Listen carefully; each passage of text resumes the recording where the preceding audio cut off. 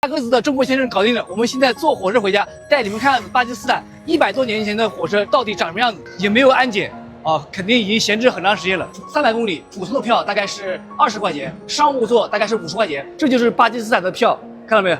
我们都拿这个票，一会儿去坐火车，那个候车大厅人不是很多，进站的话也没有安检啊，也没有人查票，就这样子直接就进去了啊。我们后面就是巴基斯坦这个100多年前的火车，驾驶员让我们上去参观一下子，走，跟着我过来。我们现在登上火车头了啊，带你们看巴基斯坦这个火车头到底长什么样。哈哈，大个子开火车了啊！这就是巴基斯坦他们的火车头里面的长什么样子啊？这后面是干什么的 ？Train driver， 哇，这么多东西啊，都看不懂。你看，这是控制速度啊，靠的东西啊。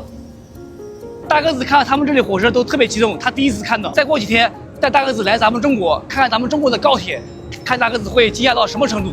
帮你把东西给扛到火车上面啊，好像跟咱们国内以前都有这种业务啊。你看，中华世纪城小学啊，这是从我们中国捐过来的衣服啊。大个子要2只手，1只手还上不来了。我们现在已经上了火车上面了啊，来带你们过来上面看看。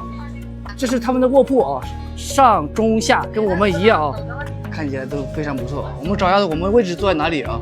他们看到咱们每个人都特别开心。哎，你好，你好，hello， 欢迎。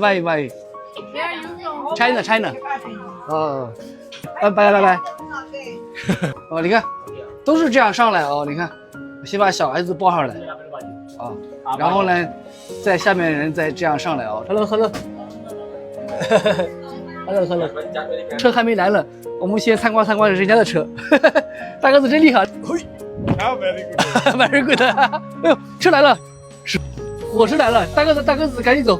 大概有100多年的历史了，里面还是内燃机的呢。后面这个声音特别响，轰隆的。全是靠自己手动起来的。啊，这样就车头就完全分离了。火车门也没有关啊，就这样直接开了，就直接走了。好了，拜。火车有点慢啊，火车边开着还能往上上人呢。嗨，你好。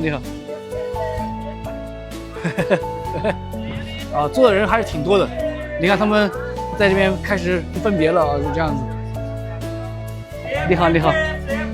哎，你好。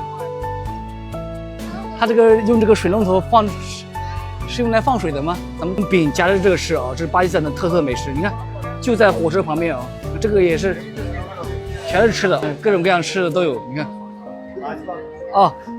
这是我们的车厢在前面啊，前面是那个商务座。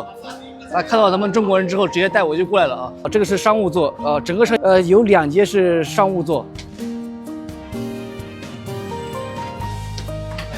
这巴基斯坦的商务座啊，大个子特别开心啊！商务座比经济座贵了将近有1倍呢。就是我跟大个子的车厢啊，看不看可以关起来？你看，300公里7个小时，窗户打不开的啊，这里面是有空调的。20号我们拿完签证之后 ，We go China， 带大个子来咱们中国肯定是特别惊讶。OK，We go China。